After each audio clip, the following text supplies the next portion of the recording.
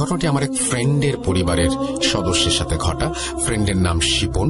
দীর্ঘদিন যাবৎ তারা ব্ল্যাক ম্যাজিকে আক্রান্ত ছিল। আমি আমার ফ্রেন্ডের ভাষ্যমতেই বলছি, বেশ ভালোই যাচ্ছিল দিনকাল।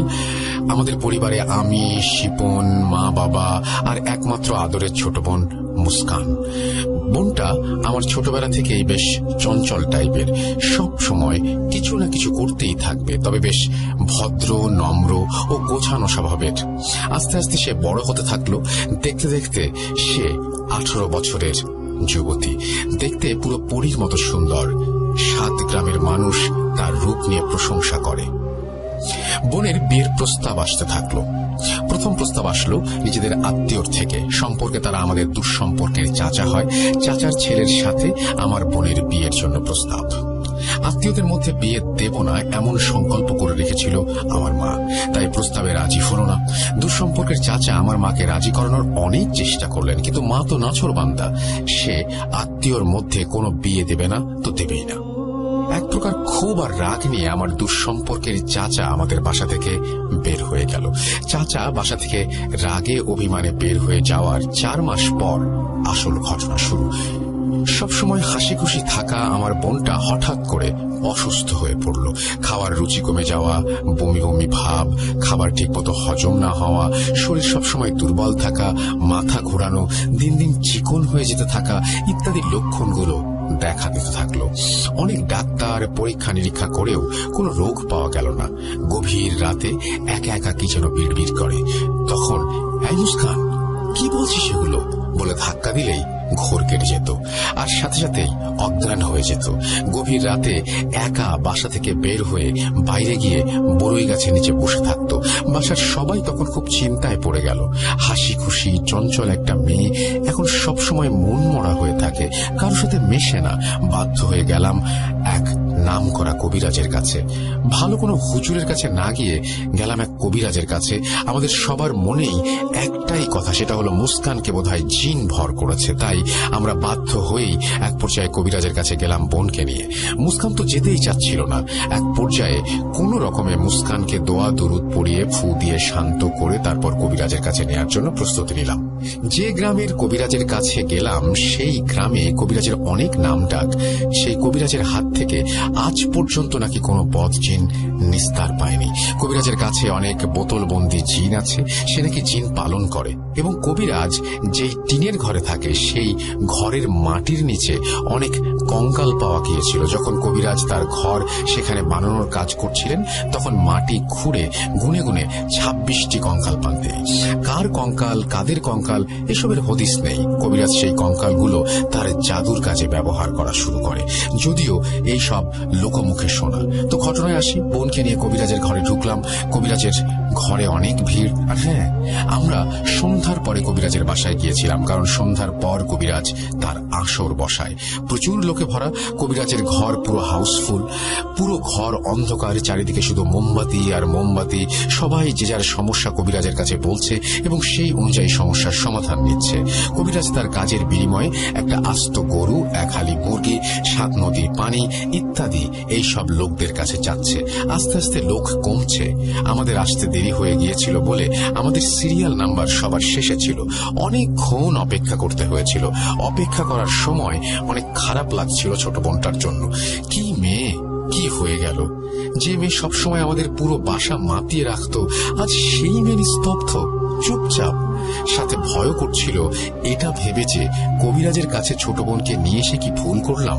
আমার মন বলছিল এই কবিরাজের কাছ থেকে দূরে নিয়ে গিয়ে আমার বোনকে ভালো কোনো আলেম হুজুরকে দিয়ে চিকিৎসা করাই। কিন্তু আমার মা তো অনেক জেদি, সে তার মেয়েকে এই কবিরাজকেই দেখাবে, এই কবিরাজের কাছ থেকেই চিকিৎসা নেওয়া হবে। আপনাদের কি সমস্যা জিজ্ঞেস করলো কবিরাজ। কবিরাজের ডাকে আমার চিন্তার ঘোর কেটে বাস্তবে ফিরলাম। চারিদিকে তাকিয়ে দেখলাম যে ঘরে এত লোকজন ছিল যে শুধু আমরা ছাড়া আর কেউ নেই। পুরো ঘর তখন ফাঁকা, শুধু আমরা কয়েকজন। ঘরের দরজাও লাগানো। তাই এটা দেখে আমরা অবাক হলাম, দরজা লাগানো কেন? এতক্ষণ তো দরজা খোলাই ছিল। মানুষজন তাদের নিজ নিজ সমস্যার সমাধান নিয়ে ঘর থেকে বের হয়ে যাচ্ছিল, কিন্তু শুধু আমরা আছি আর দরজা বন্ধ। এমন সময় কবিরাজ আমাকে বলল, শিপন, ভয় পেও না, শান্ত হও। কবিরাজের কথা শুনে আমার মাথায় আকাশ ভেঙে পড়ল। কবিরাজ আমার নাম জানলো কিভাবে? আমি অবাক হয়ে মার দিকে তাকালাম। মা বিষয়টার কোনো গুরুত্বই দিল না, এমন ভাব করলো যেন কিছুই হয়নি। আমি কবিরাজের থেকে বেশ দূরে বসেছিলাম। মা কবিরাজের আরো কাছে গিয়ে ছোট বোনের সব ঘটনা কবিরাজকে খুলে বলল। একেবারে A to Z সব ঘটনা কবিরাজকে বলা হলো। ঘটনা বলার পর মা কবিরাজকে বলল, আমার মনে হয় আমার মেয়েকে কোনো বদজিন ধরেছে, যেহেতু মেয়ে অনেক সুন্দরী আর চুলগুলো সবসময় খোলা রেখে ঘুরে বেড়ায়। মায়ের কথা শুনে কবিরাজ হেসে দিল। সে কি হাসি! আমার দেখে মনে হচ্ছিল কোন শয়তান হাসছিল। কবিরাজকে দেখতেও অনেক বিশ্রী, কোকড়া কোকড়া চুল। কবিরাজের হাসি দেখে আমার প্রচন্ড রাগ হচ্ছিল। আমাদের সমস্যা শুনে হাসার কি হলো? এইসব ঘটনা যার সাথে ঘটে সেই বোঝে কেমন লাগে। অতঃপর কবিরাজ হাসি থামিয়ে কবিরাজের সামনে থাকা 6টি মোমবাতি থেকে একটি মোমবাতি নিভিয়ে বিজোড় সংখ্যা হিসেবে 5টি মোমবাতি জ্বালিয়ে রাখলো। তারপর তার হাত দুটো সামনে এনে হাতের আঙুলগুলো মোমবাতির আগুনের ওপর রেখে কিছু না মনে মনে পড়া শুরু করলো। মিনিট 5 এমন বিড়বিড় করে পড়া চলল। 5 মিনিট পর কবিরাজের হাত কাঁপা শুরু করলো। দেখলাম বাম হাত কাঁপছে, ডান হাত স্থির। তো কবিরাজ মাকে বলতে লাগলো, তোর মেয়েকে কোনো চিনে ধরে নাই, বরং ওরে জাদু করা হয়েছে। আর জাদুটা করার জন্য তোর মেয়ের চুল, ছবি, 3 মাস ব্যবহার করা তোর মেয়ের জামার ওড়না ব্যবহার করা হয়েছে। আর জাদুটা বাস্তবায়ন করার জন্য একটা কাকাতুয়া পাখি ব্যবহার করা হয়েছে।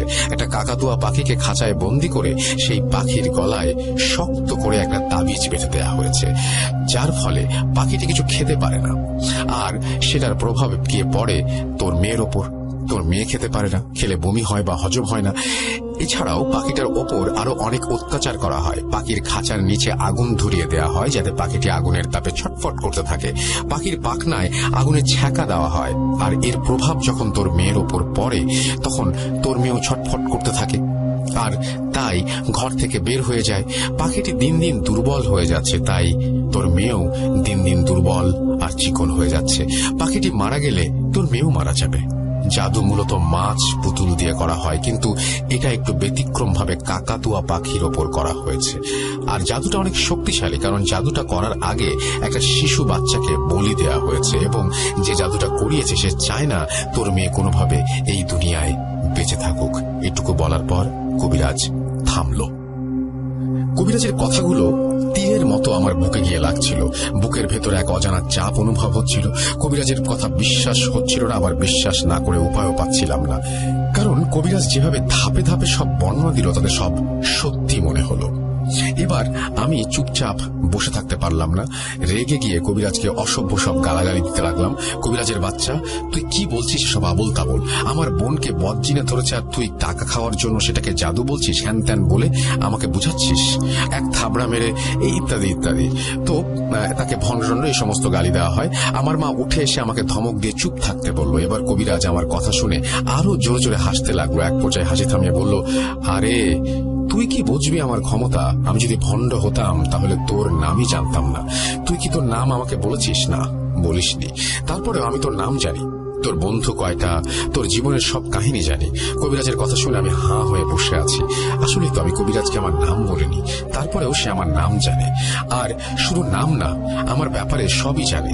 এখানে একটা কথা বলে রাখি, আমার তন্ত্র মন্ত্র কালো জাদু সম্পর্কে কোনো ধারণা ছিল না। এইসবের ধারণা পরবর্তীতে হয়েছে। যাই হোক, আবার ঘটনায় ফিরে আসি।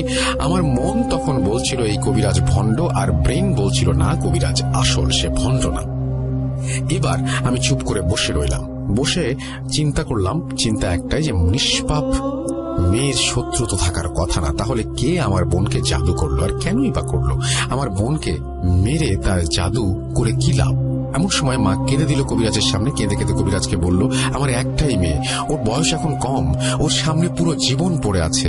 এরকম আকালে যদি আমার মেয়েটার মৃত্যু হয় তাহলে আমরা কেউ তা সহ্য করতে পারবো না। কিন্তু আমার একটা জিনিস বারবার খটকা লাগছিল যে কবিরাজ এমন ভাবে জাদুর কাজের বিবরণটা দিয়েছেন তাতে মনে হচ্ছে জাদুটা সে নিজেই করেছে বা কেউ তাকে দিয়ে করিয়েছে। কারণ মাত্র 5 মিনিট বিড়বিড় করে মন্ত্র পড়ে এত সব গভীর তথ্য কবিরাজের পক্ষে বলা সম্ভব না।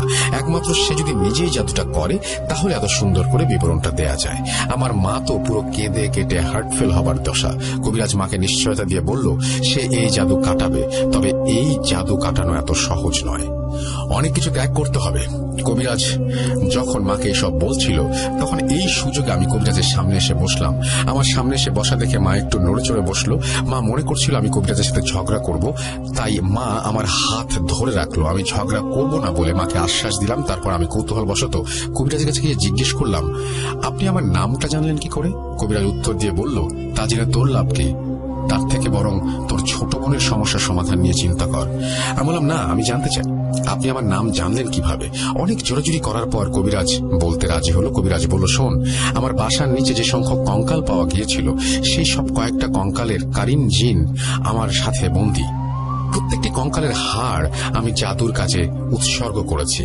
সাধারণ জিন যে কোনো কবিরাজ পালন করতে পারে, কিন্তু কারিন পালন করা এত সহজ না। প্রত্যেকটি মানুষের সাথে কারিন জিন থাকে, তোর সাথেও কারিন জিন আছে। তুই যখন আমার বাসায় পা দিয়েছিস তখনই আমার কারিন জিন তোর কারিন জিনের সাথে যোগাযোগ করে এবং সে সব তথ্য আমাকে দিয়ে দিয়েছে। আর শুধু তুই না, তোর সাথে যারা যারা আসছে, তোর মা এবং তোর বোন, সবার খবর আমার হাতে। এক কারিন জিন আর এক কারিন জিনকে সহায়তা করবে, এটাই স্বাভাবিক, কারণ শয়তান শয়তানকে, ভাই ভাইকে সহযোগিতা করে। আমি এই সব বলছি কারণ যাতে তুই আমার শক্তি সম্পর্কে বুঝতে পারিস। তুই তো আমাকে ভণ্ড বলেছিলি, এবার বুঝবি আমার ক্ষমতা। আমি বললাম, তাহলে আপনি শয়তানের অনুসারী, আপনি শয়তানের পুজো করেন? এই সব জিজ্ঞাসা করতে কবিরাজ একটু ভয় পেল। একটু নড়ে চড়ে বসে কথা কাটিয়ে বলল, আমি কি, সেটা তোর দেখার বিষয় না। তোর বোনের সমস্যার সমাধান চাস, সেটা দেব। এর বেশি কৈফিয়ত কেন দেব? তুই কে? আমি বললাম, আমি আমার বোনকে শয়তানের পূজারীর কাছ থেকে চিকিৎসা নেওয়াবো না। এই বলে ছোট বোনটার দিকে তাকালাম। বোনের হাত ধরে টান দিয়ে বসা থেকে উঠালাম নিয়ে যাওয়ার জন্য। ঠিক তখনই বোন আমার হাত ধরে টেনে জোরে ধাক্কা দিল আস্তে আস্তে, কিন্তু পড়লাম গিয়ে 10 হাত ধরে। একজন সাধারণ মানুষের শরীরে এত শক্তি আসতে পারে না। যে জায়গায় জোরে ধাক্কা খেলাম সেটা অনেক দূরে এবং সেখানে পাঠানো সম্ভব না। এবং কবিরাজ এবার অট্ট হাসিতে ফেটে পড়ল। সে এক গগন বিদারক হাসি। হাসি থামিয়ে কবিরাজ বলল, কে? চিকিৎসা আমাকে দিয়ে করাবি নাকি অন্য জায়গায় নিবি? একে দুনিয়ার কোনো কবিরাজ ভালো করতে পারবে না, শুধু আমি ছাড়া।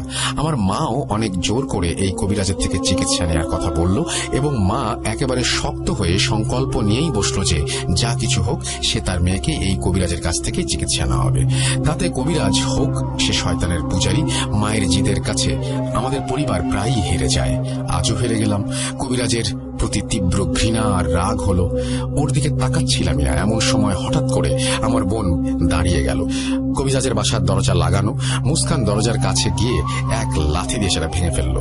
এমন সময় কবিরাজ বলল, ওরে ধরেন সবাই, ও এখান থেকে পালাতে চাচ্ছে, তাড়াতাড়ি ধরেন। দরজা ভাঙার সাথে সাথে ঘরের সব মোমবাতি নিভে গেল। পুরো ঘর অন্ধকার হয়ে গেল, কিছুই দেখা যাচ্ছে না, অথচ বাইরে থেকে বিন্দুমাত্র বাতাস আসছিল না। তাহলে মোমবাতি কিভাবে নিভল? এদিকে পুরো ঘর অন্ধকার, কিছুই দেখা যাচ্ছে না। মুস্কানকে ধরতে হবে এটা ভেবেই অন্ধকারের মধ্যে দিলাম দৌড়। মুস্কান ততক্ষণে ঘরের বাইরে চলে গিয়েছে। আন্দাজে অন্ধকারকে ভেদ করে কোনো রকমে ঘরের ভেতর থেকে বের হলাম। চারিদিকে তাকালাম, দেখলাম মুস্কান উত্তরের দিকে দৌড়ে কোথাও যাচ্ছে। আমি 7-5 না ভেবে আমিও ছুটলাম মুস্কানের পেছনে। উত্তরের দিকে যতটুকু জানি একটা পুরনো খাল আছে, খালটা পরিত্যক্ত। কবিরাজের বাসায় আসার আগে লোকমুখে খালটার অতীত শুনেছিলাম। যুদ্ধের সময় অনেক মানুষকে পাকিস্তান সেনারা গুলি করে এই খালে ফেলে রেখেছিল। অগণিত লাশ পাওয়া গিয়েছিল এখান থেকে। লাশ পাওয়ার পরও এই খালটাকে নিয়ে নানা ধরনের বিধিকিচ্ছা আছে। আমি চিন্তায় পড়ে গেলাম এটা ভেবে যে মুস্কান আবার খালে লাফ না দিয়ে দেয়, কারণ মুস্কান এখন আর ওর মধ্যে নেই। ওর শরীর, মাথা সবকিছুর নিয়ন্ত্রণ করছে অন্য কেউ। সেই ব্যক্তিটি কে এটা আমার যেভাবেই হোক জানতে হবে। এদিকে মুস্কানের পেছনে ছুটছি তো ছুটছি, মেয়েটা থামার কোনো লক্ষণ নেই। একটা মেয়ে হয়ে এত জোরে দৌড় দিতে পারে কিভাবে আমি বুঝতে পারছিলাম না। মনে হচ্ছে একটা বাইক যদি ফুল স্পিডে চালিয়ে মুস্কানকে ধরতে যায় তারপরেও ওকে ধরতে পারবো না। একবার পেছনে তাকালাম, আমার পেছনে আমার মাও আসছে। মুস্কানের দৌড়ের গতি দেখে আর বুঝতে বাকি রইল না যে ওই খালের দিকে ও যাচ্ছে। আমি দৌড়ের স্পিড বাড়িয়ে দিলাম। মুস্কান যদি একবার খালে ঝাঁপ দেয়, ওকে উদ্ধার করতে অনেক সমস্যা হবে। একে তো আমি সাঁতার জানি না, আবার তার উপরে এখন রাত। এদিকে আমার শরীর বেয়ে অজস্র ঘাম পড়ছিল, ঘামে পুরো শার্ট ভিজে টইটুম্বুর। তারপরেও দৌড়াতে থাকলাম চোখ বন্ধ করে। কি জানি কি হলো, মুস্কান যখন খালটায় ঝাঁপ দিতে যাবে ঠিক তখনই আমি ওর হাতটা ধরে ফেলি। কিভাবে ওর নাগাল পেলাম সেটা মাথায় ঢুকলো না। যেদিকে ওর দৌড়ের সাথে আমার দৌড়ের স্পিড মিলাতে পারছিলাম না, সেদিকে আমি ওকে কিভাবে ধরতে পারলাম। যাই হোক, এখন আর এইসব ভাবার সময় না। মুস্কানের হাত ধরতেই মুস্কান হাত ছাড়ানোর চেষ্টা করছে। হাত ছাড়াতে না পারায় মুস্কান রেগে গিয়ে আমার বাম গালে কষে একটা থাপ্পড় বসিয়ে দিল। হাতের 5 আঙ্গুল বসলো সেই মুখে। 5 জন মিলে থাপ্পড় দিলে যেমন লাগে সেরকম একটা থাপ্পড়। গাল ফুলে বালিশ হয়ে গিয়েছিল। একটা মেয়ের এত শক্তি থাকার কথা না। থাপ্পড় খেয়ে রেগে গিয়ে আমি কয়েক থাপ্পড় ওর গালে মেরে দিলাম। মুস্কান থাপ্পড় খেয়ে জ্ঞান হারিয়ে ফেললো। এদিকে ভালোই হলো, কারণ ওকে কবিরাজের বাসায় নিয়ে যেতে সুবিধা হবে, কারণ বেহুশ থাকাকালীন ও কোনোভাবেই কবিরাজের বাসা থেকে বেরোতে পারবে না। এমন সময় মা আসলো। মায়ের দিকে তাকিয়ে দেখলাম মা কথা বলতে পারছে না, শুধু হাঁপাচ্ছে, শ্বাস নিতে কষ্ট হচ্ছে, কিছু বলতে পারছে না। তাছাড়া কি বা বলবে, বলার তো কিছু নেই। জীবনে যা ঘটেনি আজ তা ঘটতে চলেছে, দেখতে হচ্ছে সেসব। এত সুন্দর আমাদের সংসার ছিল, আর সেই সংসারের কার বদনজর পড়লো। এদিকে আমি আর মা দুজনে মিলে মুস্কানকে ধরে ধরে আবার কবিরাজের ঘরে আনলাম। দেখলাম কবিরাজ ধ্যানে মগ্ন আর বিড়বিড় করে কি যেন পড়ছে। আমাদের আশার ইঙ্গিত পেয়ে কবিরাজ তার ধ্যান ভাঙলো। ধ্যান ভেঙেই আবার সেই পুরনো হাসি। কবিরাজ আমাদের দেখে হাসি থামিয়ে বলল, আর একটুর জন্য তুই তোর বোনকে হারাতি। একবার খালে পড়ে গেলে বোন সোজা পাতাল লোকে চলে যেত। আমি কবিরাজকে জিজ্ঞেস করলাম, পাতাল লোক কি? কবিরাজ বলল, পাতাল লোক হলো পানির নিচে স্থান, যেখানে বেশ কিছু বদজিন বাস করে। আর যেই খালটায় তোর বোন গিয়েছিল ওই খালটার তলদেশে 12টি বদজিন আছে। আর প্রতি শনিবার আর মঙ্গলবার তারা মানুষ নেয়। যদি কেউ ওই খালটায় নামে তাহলে সে আর ফেরত আসে না। কয়েকদিন পরে সেই ব্যক্তির লাশ ভেসে ওঠে, তাই খালটি পরিত্যক্ত। আমি কবিরাজকে বললাম, আপনি তো আমাদের সাথে দৌড় দেননি, তাহলে মুস্কান ওই খালের দিকে যাচ্ছিল সেটা আপনি জানলেন কিভাবে? কবিরাজ আবার হেসে বলল, আমি যদি জিন না পাঠিয়ে তোকে হেল্প না করতাম তাহলে তুই তোর বোনকে বাঁচাতে পারতি না। আমি জিন পাঠিয়ে তোর বোনকে আটকিয়েছিলাম। আটকানোর ফলে তোর বোন আর দৌড়াতে পারে নাই, যার কারণে তুই তোর বোনের হাতের নাগাল পেয়েছিস। কথাগুলো আমার কাছে বেশ বেশি বেশি হয়ে যাচ্ছিল। ওই কবিরাজের অনেক অহংকার আর গর্ব নিজের ক্ষমতা নিয়ে, কিন্তু ও জানে না অহংকার পতনের মূল। এগুলো মনে মনে বলছিলাম। কবিরাজের কথা শুনে আমি একটু চুপ থেকে কবিরাজের থেকে একটু দূরে সরে গেলাম। মুস্কান মাটিতে পড়ে আছে। কবিরাজ উঠে এসে মুস্কানের চারিদিকে গোল বৃত্ত আঁকলো। বৃত্ত আঁকার পর বৃত্তের ভেতরে আবার কিছু আঁকলো। মিনিট 10 চলল আঁকা আঁকি। এদিকে সময় রাত 9টার বেশি হয়ে গেছে। কবিরাজ রাত 10টার পর তার আসর তুলে নেয় আর রোগী দেখে না। যাই হোক, সবকিছু করার পর কবিরাজ ধ্যানে বসলো। ধ্যান চলাকালীন মা সামনে গিয়ে বসলো। কবিরাজ ধ্যান করতে করতে চোখ বন্ধ করে ফেলে। এবার আগের মতো আবার কবিরাজের বাম হাত কাঁপতে থাকলো, কিন্তু ডান হাত স্থির ছিল। এক পর্যায়ে কবিরাজ মাকে বলল, এই জাদু কাটা যেমন সম্ভব না ঠিক তেমনি অসম্ভব না। স্বয়ং ইবলিশকে খুশি করে একটা নিষ্পাপ বাচ্চা বলি দিয়ে জাদুর কাজ করা হয়েছিল বলে এই জাদু কাটানো সহজ নয়। জাদু কাটাতে হলে সব বিজোড় সংখ্যার জিনিস জাদু কাটাতে উৎসর্গ করতে হবে, যেমন 7 নদীর পানি, 5 মোড়ে থেকে একটা আস্ত খাসি জবাই করে তার মাংস, একটি মুরগি, এইসব বলে কবিরাজ ধ্যান ভাঙলো। মা কবিরাজকে জিজ্ঞেস করলেন, আপনি আর বলে থেমে গেলেন কেন? আর কি লাগবে? কবিরাজ উত্তরে বলল, আর লাগবে 3টি নিষ্পাপ শিশু, যাদেরকে বলি দেয়া হবে শয়তানের নামে। কারণ জাদুটা করা হয়েছিল একটা শিশুকে বলি দিয়ে, তাই জাদু কাটাতে 1-এর অধিক 3টি শিশু লাগবে। কবিরাজের কথা শুনে আমার চোখ রক্তচুম্বির মতো হয়ে গিয়েছিল। পাগল কবিরাজ কি বলে এগুলো? এখানে একটা কথা বলে নেই, আমার সহজেই রাগ উঠে যায়। বলতে পারেন আমি অনেক রাগী মানুষ। যাই হোক, রেগে গিয়ে কবিরাজকে বললাম, আপনি তো দেখছি খাঁটি শয়তানের পূজারী। আপনাকে দিয়ে আমার বোনকে চিকিৎসা করাবো না। আমার বোনের জন্য 3টি বাচ্চার জীবন শেষ করতে পারবো না। আপনি আমার বোনকে ভালো কোনো আলেম বা হুজুরকে দিয়ে কোরআন এবং সুন্নাহ অনুযায়ী চিকিৎসা করান। কবিরাজ উত্তরে বলল, দেখ, কাটা দিয়ে কাটা তুলতে হয়। শয়তানি জাদু একমাত্র শয়তানের পূজারীরাই কাটাতে পারে। আমি তখন বললাম, তার মানে আপনি স্বীকার করলেন আপনি শয়তানের পূজারী? কবিরাজ বলল, হ্যাঁ, আমি শয়তানের পূজারী, এটা তোর দেখার বিষয় না। তোর হাতে তোর বোনকে বাঁচানোর সময় খুব কম, কারণ কাকাতুয়া পাখিটা মরণের পথে, পাখিটা মরে গেলেই তোর বোনও মরে যাবে। আর বোনকে বাঁচাতে চাইলে কথা কম বল, আর তোর মায়ের কথা শোন। এদিকে মা আমার দিকে রাগান্বিত হয়ে তাকিয়ে আছে। আমি আর কিছু বললাম না, আমি দেখে কবিরাজের ঘর থেকে বেরিয়ে গিয়েছিলাম। বাকি ঘটনা আমার মার মুখ থেকে শোনা, তাই তার ভাষাতেই বলছি। তুই যখন কবিরাজের ঘর থেকে বেরিয়ে গেলি তখন আমি তোর হয়ে কবিরাজের কাছে মাফ চাইলাম। উত্তরে কবিরাজ বলল, মাফ চাইতে হবে না, শিপন তো ছোট মানুষ, ওর তেমন জ্ঞান হয় নাই। আমি কবিরাজকে জিজ্ঞেস করলাম, আচ্ছা এইসব ছাড়া কি অন্য কোনোভাবে জাদু কাটানো যায় না? এমন প্রশ্ন জিজ্ঞেস করায় কবিরাজ চিন্তায় পড়ে গেল। কিছুক্ষণ ভেবে বলল, আছে একটা উপায়, সেটা হলো উল্টাকরণ জাদু। আমি জিজ্ঞেস করলাম, উল্টাকরণ জাদু কি? উত্তর কবিরাজ বলল, যদি কোনো ব্যক্তি কাউকে মেরে ফেলার জন্য বা ক্ষতি করার জন্য জাদু করে এবং সেই জাদু উল্টিয়ে উল্টো করে জাদু করতে চাওয়া ব্যক্তিটিকে জাদুতে আক্রান্ত করানোর পদ্ধতিকেই বলে উল্টোকরণ জাদু।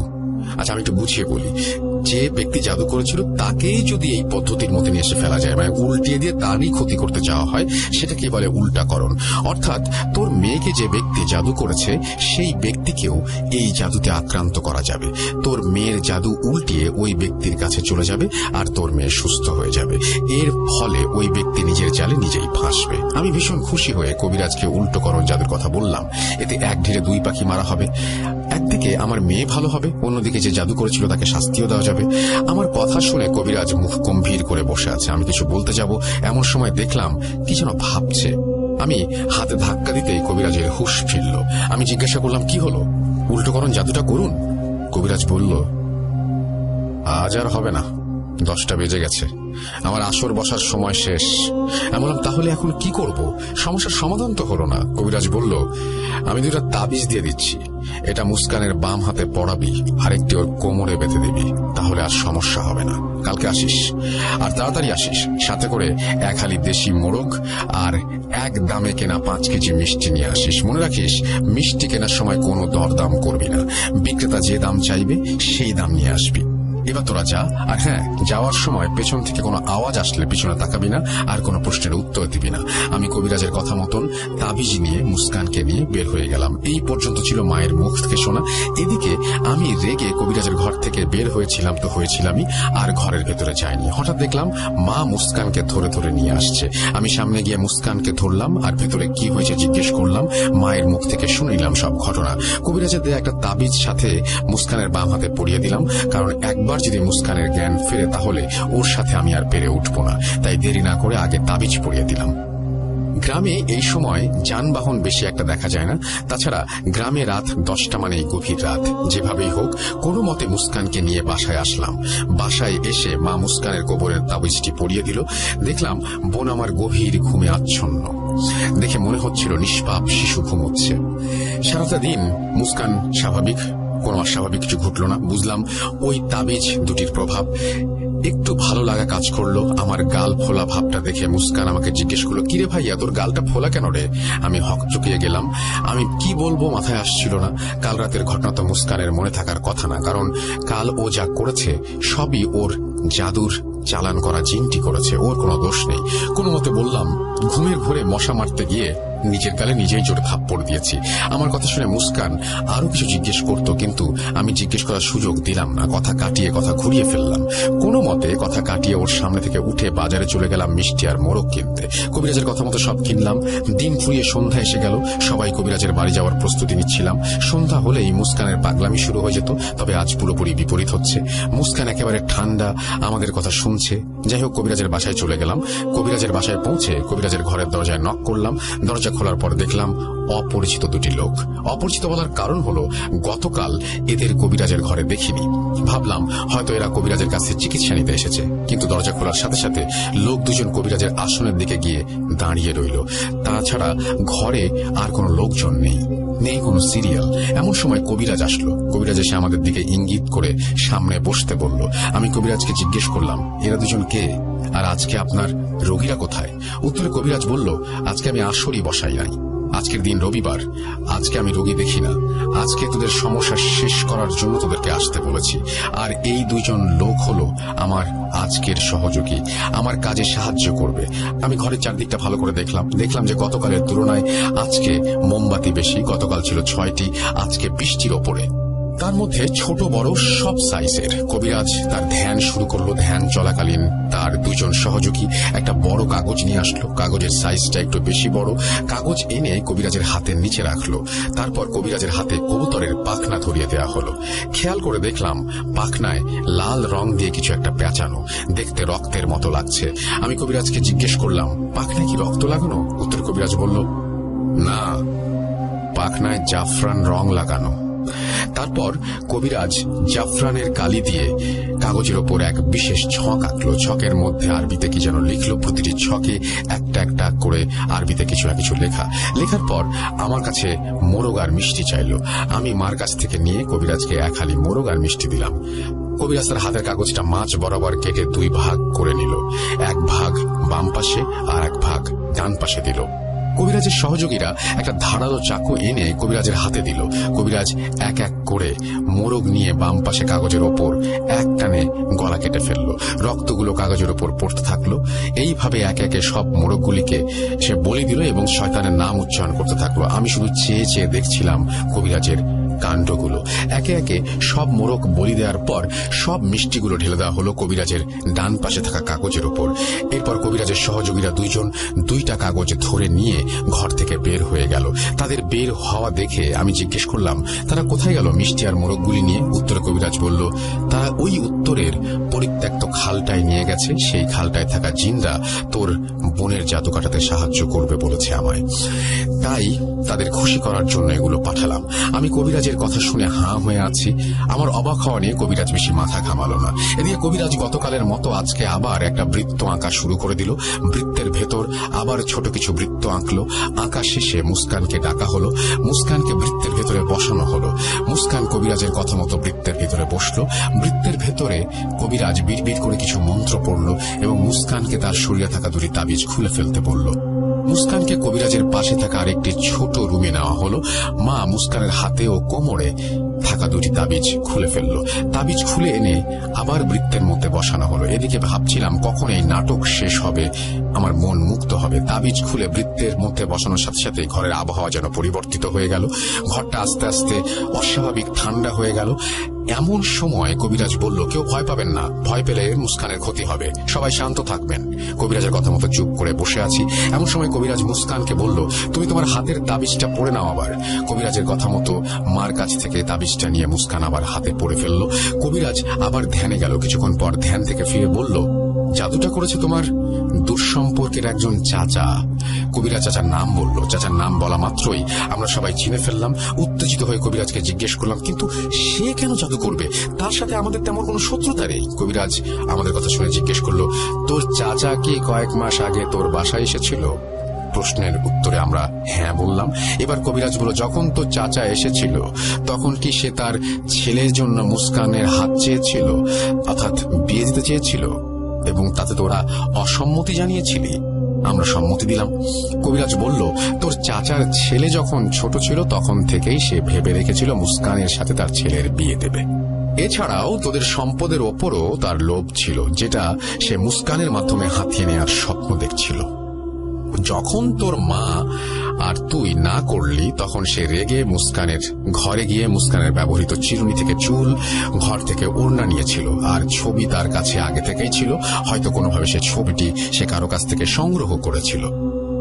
কবিরাজের কথা শুনে আমার কানে যেন বাজ পড়ল। কি বলছে এগুলো? মা কবিরাজের কথায় রেগে গেল, বলল, আপনি জলদি উল্টাকরণ জাদুর কার্যক্রম শুরু করুন। অতঃপর কবিরাজ তার সামনে কিছু কাঠ দিয়ে আগুন ধরালো আর চোখ বন্ধ করে অনেক মন্ত্র পাঠ করে আগুনে ফু দিল। এভাবে চলল 15-20 মিনিট। এরপর কবিরাজ মুস্কানের হাতে একটা চাকু ধরিয়ে বলল, এবার তুমি তোমার বাম হাতের কনিষ্ঠ আঙুলের মাথা কেটে রক্ত এই আগুনে দাও। তারপর ডান হাতের বৃদ্ধাঙ্গুলির মাথা কেটে রক্ত এই আগুনে দাও। তোমার মাথার একটি চুল ছিঁড়ে এই আগুনে দাও। তারপর সব শেষে তোমার গায়ের ওড়নায় এই আগুনে দাও। মুস্কান তার মায়ের দিকে তাকালো। মা হ্যাঁ বোধক সম্মতি দিলে। মুস্কান কবিরাজের কথা মতন আগুনে সব দিয়ে দিল। আস্তে আস্তে আগুনে দেয়া জিনিসগুলো পুড়তে শুরু করলো। এখানে আমি একটা জিনিস লক্ষ্য করে দেখলাম যে আগুনে দেওয়ার পর জিনিসগুলো এমন ভাবে পুড়ছিল যে জিনিসগুলো যেন পুড়তে চাইছিল না। স্বাভাবিকভাবে আগুনে ওড়না দিলে সেটা আগুন লেগে যাবার কথা, আবার ওড়না ছিল সুতি কাপড়ের, তারপরও ওড়নাটিতে আগুন ধরছিল না। কবিরাজ একটা কাঠের টুকরো দিয়ে ওড়নাটিতে ভালোভাবে আগুন ধরিয়ে দিল। এরপরে ওড়নাটিতে আগুন ধরছিল না। আমি এই দৃশ্য দেখে আমার চোখ বড় বড় হয়ে গিয়েছিল এবং আমি বড় বড় দৃষ্টিতে আগুনের দিকে তাকিয়েছিলাম। এদিকে কবিরাজ তার সহযোগীদের তেল আনতে বলল। ভাবলাম হয়তো কেরোসিন তেল আনতে পাঠিয়েছে, কিন্তু সহযোগীরা যখন একটা মিনি সাইজের বোতলে তেল নিয়ে আসলো, দেখলাম তেলের রং কালো। কবিরাজকে জিজ্ঞেস করলাম, এটা কিসের তেল? উত্তরে কবিরাজ বলল, এটা জাদুর কাজে ব্যবহৃত এক বিশেষ তেল। সব তেল আগুন জ্বালাতে ব্যর্থ হবে, কিন্তু এই তেল ব্যর্থ হবে না। যাই হোক, কবিরাজ বোতলের সব তেল ঢেলে দিল আগুনে। অমনি ছ্যান করে জোরে শব্দ করে আওয়াজ হলো আর আগুনের তাপ বেড়ে গেল। এবার ওড়নায় আগুন লেগে পুড়তে শুরু করলো। ওড়না পুড়তে পুড়তে কবিরাজ বলল, ওড়না দিয়ে কালো জাদু করার ফলে ওড়না পুড়ছিল না। যাই হোক, অবশেষে পুড়াতে পেরেছি। ওড়না যখন পুড়িয়েছিল তখন আগুনের ধোঁয়া স্বাভাবিকের চেয়ে অনেক কালো আর ঘন ছিল, আর বেশ কড়া একটা দুর্গন্ধ বের হচ্ছিল। কিছুক্ষণ পর মুস্কানের শরীর আস্তে আস্তে পাতলা লাগছিল, যেটা মুস্কান নিজে থেকে আমাদের বলছিল।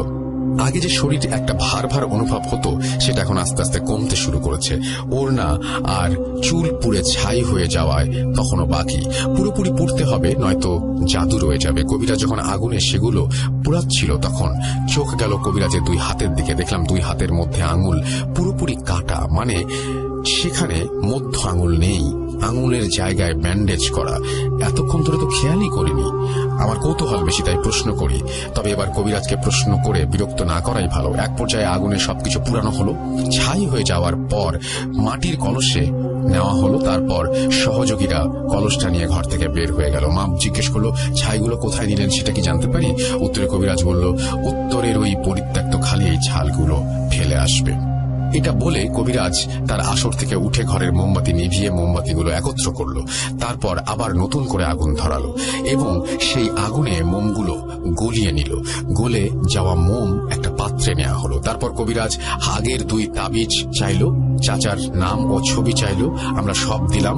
দেওয়ার পর কবিরাজ সেই তাবিজ দুটো ভেঙে টুকরো করে আগুনে দিয়ে দিল। দুইটা তাবিজ আগুনে পুড়ালো। তারপর গলিত মোমের পাত্র নিয়ে পাশের রুমে চলে গেল আর আমাদের বসে থাকতে বলা হলো। আমরা চুপচাপ বসে আছি পাশের রুমে। কি হচ্ছে সেটা জানার জন্য বুঝতে পারছি না। আনমনে বসে আছি, চিন্তা করছি কবিরাজের আঙুল কাটা কেন? কই, গতকাল তো কবিরাজের আঙুল কাটা দেখলাম না। আজকে ব্যান্ডেজটা নতুন মনে হচ্ছে। যাই হোক, 20 মিনিট পর কবিরাজ পাশের রুম থেকে আসলো। হাতের দিকে তাকিয়ে দেখলাম সাথে করে 3টা তাবিজ নিয়ে এসেছে। একটা আমাকে দিল, একটা মাকে, একটা মুস্কানকে। বলল এই তাবিজ আজীবন সাথে রাখতে, তাহলে আর কেউ আমাদের জাদু করতে পারবে না। আমি কবিরাজকে জিজ্ঞেস করলাম, গলিত মোমগুলো কি করলেন? উত্তরে কবিরাজ বলল, তাবিজে ব্যবহার করেছি। এর বেশি কিছু জানতে চাস না? বেশি বললে তাবিজের ক্ষমতা হ্রাস পাবে। এরপর মা কবিরাজকে জিজ্ঞেস করলেন, উল্টাকরণ জাদু কি সম্পূর্ণ হয়েছে? উত্তরে কবিরাজ বলল, হ্যাঁ, সম্পূর্ণ হয়েছে। যে জাদু করেছিল তার জাদু এখন তার উপরেই পতিত হয়েছে। এখন তোদের সেই দূর সম্পর্কের চাচা আস্তে আস্তে মারা যাবে। সে যে উল্টাকরণ জাদুর শিকার হয়েছে সেটা সে কখনো বুঝবে না। কাকাতুয়া পাখিটি মারা যাবে আর শিপনের চাচাও মারা যাবে। কিন্তু এই উল্টাকরণ জাদুর প্রভাব বাস্তবায়ন করবে ওই উত্তরের পরিত্যক্ত খালের ঝিমগুলো। তারাই মূলত জাদুটি চালিয়ে যাবে। কোনোভাবে যদি শিপনের চাচা বুঝতে পারে তাকে জাদু করা হয়েছে, তারপরেও সে কিছু একটা করতে পারবে না, কারণ এটা শয়তানের জাদু। আর শয়তানের জাদু উল্টানো যায়। জাদু কাটাতে হলে শিশু বলে দিতে হয়, যেটা তোরা দিলি না। যাই হোক, যদি উল্টিয়ে দিয়েছি জাদুতে যে শিপনের চাচার নাম আর ছবি দিয়েছিলি, সেটা কি সঠিক? আমরা উত্তরে বললাম হ্যাঁ। কবিরাজ বলল, সঠিক হলে জাদুও সঠিক হয়েছে।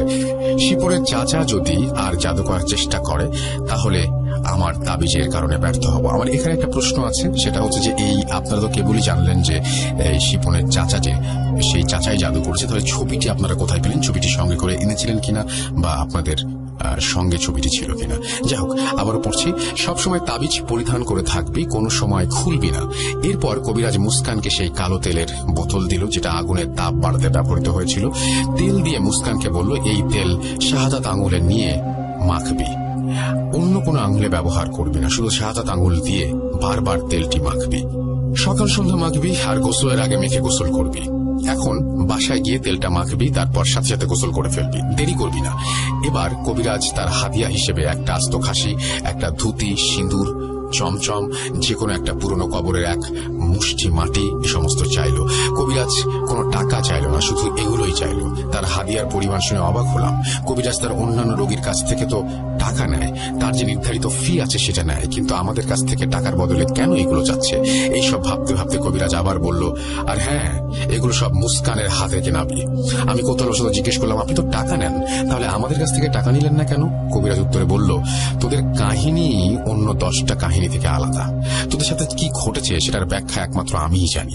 তোর বোনের ওপর যে জাদু করা হয়েছে সে জাদু 1000-এ একটা হয়, আর আমার জীবনে এমন জাদু কখনো দেখিনি, আর অভিজ্ঞতাও নেই। আমি বললাম, অভিজ্ঞতা না থাকলে উল্টাকরণ জাদু করলেন কিভাবে? কি বলেন, আপনার কথা আগামাথা কিছু বুঝি না। কবিরাজ বলল, আমার জাদুর আর কবিরাজির সিংহভাগী অবদান কারিন জিনগুলোর। যতদিন আমার হাতে কারিন জিনগুলো বন্দী আছে ততদিন আমার কবিরাজি জীবন আছে। এখন এসব কথা বাদ, এখন তোরা যা। মুস্কানের বিশ্রাম প্রয়োজন, বাসায় নিয়ে ওকে তেলটা মাখিয়ে গোসল করিয়ে নিবি। গোসলটা জরুরি। আরেকটা কথা ভালোভাবে মনে রাখবি, তাবিজ কোনো মতেই শরীর থেকে খোলা যাবে না। ভুলে যাস না, জাদু কিন্তু কাটে নাই, শুধু উল্টিয়ে দেয়া হয়েছে। উল্টানো জাদু আবার উল্টাবে না এর কোনো গ্যারেন্টি নাই। যাই হোক, কালকে হাদিয়ার জিনিসগুলো নিয়ে আসবি, আর আসল কথাটা মনে রাখিস, সবগুলি মুস্কানের হাতে কিনাবি। মুস্কানের হাতে না কিনালে কিন্তু ধরা পড়ে যাবি, আর উল্টাকরণ জাদুতেও ক্ষতি হবে। আমি বললাম, হাদিয়া জিনিসগুলো দিয়ে কি করবে? কবিরাজ বলল, নতুন ক্ষমতা হাসিল করব। বিস্তারিত তোকে কেন জানাবো? তুই কে? যা এখান থেকে, আমি বিশ্রাম নেব। এদিকে রাত 11টার কাছাকাছি। এত রাতে মুস্কানকে নিয়ে যেতেও ভয় লাগছিল। মাঝপথে সেই উত্তরের পরিত্যক্ত খালটি পড়ে, যদিও সেই জিনগুলো এখন আমাদের বন্ধু, কিন্তু প্রশ্ন রয়ে গেল, কবিরাজের হাতের আঙুল কাটা কেন? যাই হোক, কালকের হাদিয়ার জিনিসগুলো নিয়ে এসে কবিরাজকে সেই প্রশ্নটি করব, এইসব ভাবতে ভাবতে মুস্কান আর মাকে নিয়ে কবিরাজের ঘর থেকে বের হয়ে গেলাম। তখন রাত 11টা। গ্রামের রাস্তা বুঝতেই পারছেন, কাঁচা রাস্তা, তার উপর গতকাল বৃষ্টি হয়ে গেছে। রাস্তা ওই রকম লাগেনি, তারপরেও ভয়টা ছিল। যদিও ভয়টা লাগেনি, তারপরেও কোন একটা অস্বস্তি ছিল আর কি। তো জিনেরা ভরসার পাত্র নয়, কখন কি করে ফেলে তার কোনো ধারণা নেই। মনে মনে বলছি, খালটার দিকে না তাকিয়ে সোজা নাক বরাবর হেঁটে চলে যাব। মা আর মুস্কান একসাথে সামনের দিকে হাঁটছে, আর আমি পিছে পিছে হাঁটছি। খালটার দিকে তাকাবো না ভাবছি, কিন্তু কি করে চোখ গেল খালটির দিকে। তাকিয়ে যা দেখলাম তা দেখার জন্য মোটেও প্রস্তুত ছিলাম না। দেখলাম যে কয়েকটি আগুনের বল শূন্যে ভাসছে। ছোটবেলায় আমরা অনেকেই রাবারের ছোট ছোট বল বা পিং পং বল দিয়ে খেলতাম, সেরকম সাইজের আগুনের বলগুলো খালের ওপর পানির চারিদিকে ঘুরছে। এই দৃশ্য দেখে আমার কলিজা ফেটে যাওয়ার উপক্রম হলো। জোরে একটা চিৎকার দিলাম। চিৎকারের আওয়াজ শুনে মা আর মুস্কান পেছন ফিরে তাকিয়ে দ্রুত আমার কাছে সে জিজ্ঞেস করলো, কিরে, কি হয়েছে? হঠাৎ এত জোরে চিৎকার দিলি? আমি তো না আছি কোনো কথা শোনার অবস্থায়, না আছি কোনো কথা উত্তর দেওয়ার অবস্থায়, শুধু আঙুল দিয়ে খালের দিকটায় তাকাতে বললাম। মা আঙুলের ইশারা বুঝতে পেরে খালের দিকে তাকিয়ে বলল, কই, কি দেখাস? খালের দিকে আঙুল তুললি কেন? আমি তৎক্ষণাৎ তাকালাম, কিছুই নেই। আগুনের বল নেই, কিন্তু আগুনের বলগুলো তো এতক্ষণ সেখানেই ছিল, আর বলগুলো সিরিয়ালের সাপের মতো লম্বা আকার ধারণ করেছিল। কিন্তু নিমিষে এক পলকে সেই বলগুলো গায়েব হয়ে গেল। বুঝলাম সবই জিনেদের কারসাজি। তাড়াতাড়ি মাকে বললাম, কিছু না, পরে বলবো, আগে বাসায় চলো। হাতের ঘড়িতে তখন সময় 12টা বাজতে চলেছে। কোন রকমে আমরা বাসায় পৌঁছে গেলেই বাঁচি। আমি এবার আর পেছনে থাকলাম না, তিনজন একসাথে হাঁটছি। এমন সময় ডান পকেটে হাত দিতেই কবিরাজের দেওয়া তাবিজগুলো হাতে লাগলো। জলদি পকেট থেকে তাবিজগুলো বের করে ফেললাম। কবিরাজের কথার তালে তো তাবিজগুলো পড়াই হয়নি। কবিরাজ বারবার আমাদের হুঁশিয়ার করে দিয়ে বলেছিল যে তাবিজগুলো সবসময় পড়ে থাকতে। জলদি আমি, মুস্কান আর মা তাবিজ পড়ে ফেললাম। তারপর বিনা সমস্যায় বাসায় পৌঁছালাম। বাসায় পৌঁছে মুস্কান গোসল করতে চাচ্ছিল না এত রাত হওয়ার কারণে, কিন্তু কবিরাজ জোর গলায় বলেছে বাসায় গিয়ে তেলটা মেখে গোসল করতে হবে। মা জোর করে মুস্কানের শরীরে তেল মেখে দিল। তারপর গোসল করানো হলো। তারপর থেকে নিয়মিত তেল মেখে গোসল করা চলতে থাকলো। তবে একটা জিনিস খুব খেয়াল করলো যে গোসলের পানি একেবারে কুচকুচে কালো ছিল। যেহেতু তেল কালো, সেহেতু পানি কালো হওয়াটা স্বাভাবিক, কিন্তু পানিটা অনেক ঘন কালো ছিল, যেটা তেলের থেকেও বেশি কালো। দেখে মনে হচ্ছিল শরীর থেকে জাদুর প্রভাব ধুয়ে ধুয়ে পড়ছে। তারপর আর তেমন কোনো অস্বাভাবিক কিছু ঘটেনি। আস্তে আস্তে মুস্কান স্বাভাবিক হতে লাগলো। ওর বমি বমি ভাবটা কমলো। বমি একদমই ঠিকই হতো, খাওয়ায় অরুচি ছিল, তবে এই সমস্যা দূর হতে আরো 1-2 মাস লেগেছিল। তারপর মুস্কান স্বাভাবিক, আর কোনো সমস্যা হয়নি। রাসেল ভাই, ঘটনাটা আজ থেকে অনেক বছর আগের। ঘটনার প্রমাণ চাইলে শিপন তার বন্ধুকে ওর বাড়িতে বেড়াতে নিয়ে যায়। সেখানে এই ঘটনার অনেক আলামত তাকে দেখায়। আর রিফতি অর্থাৎ শিপনের বন্ধু নিজেও মুস্কানের পাগলামি দেখেছে যখন ওকে কবিরাজের কাছে নেওয়া হয়নি, অর্থাৎ কবিরাজের কাছে নেওয়ার আগে। এখানে একটা প্রশ্ন আছে, উল্টাকরণের পর শিপনের ওই দুঃসম্পর্কের চাচার কি অবস্থা হয়েছিল? শিপন রাগে, ক্ষোভে আর ঘৃণায় সেই চাচার আর খবর রাখেনি। তবে শিপনের এক ফুপি ছিল যার কাছ থেকে পরবর্তীতে শিপন জানতে পেরেছিল ওই চাচা পরবর্তীতে পাগল হয়ে গিয়েছিল। তার ছেলে তাকে মানসিক হাসপাতালে ভর্তি করায়। ভর্তি করার 1 সপ্তাহ পর রাতে সেই হাসপাতালের ছাদ থেকে পড়ে শিপন চাচার মৃত্যু হয়। ছাদ থেকে কিভাবে পড়লো, আর রাতে কেন ছাদে উঠলো, আর হাসপাতালের স্টাফদের চোখ ফাঁকি দিয়ে কিভাবে ছাদে উঠেছিল, সে সমস্তই রহস্য রয়ে গেছে। যাই হোক, বর্তমানে শিপন তার পরিবারের সাথে জার্মানিতে আছে, সেখানে নাগরিকত্বও পেয়ে গেছে। দেশে আসার কোনো সম্ভাবনা নেই। মুস্কানের বিয়ে হয় জার্মানির এক সুপ্রতিষ্ঠিত ছেলের সাথে, ছেলে ব্যবসায়ী। বর্তমানে তারা সুখে আর শান্তিতে আছে। আর হ্যাঁ, তারা 3 জনই তাবিজগুলো এখনো পড়ে থাকে। যেহেতু চাচা মারা গেছে, সেহেতু আবার জাদুর সম্ভাবনাও নেই। তারপরেও মানুষের শত্রু তো আর শেষ নেই। এক শত্রু গেলে আরো কত শত্রু সেজে আছে তার কোনো হিসাব নেই। তাই তারা সবসময় এই 2021 সালেও তাবিজ পড়ে থাকে। যে কোনো মূল্যে তাবিজ শরীর ছাড়া করে না তারা। বিশেষ কিছু কথা জানা যায়, কবিরাজ এখন আর নেই।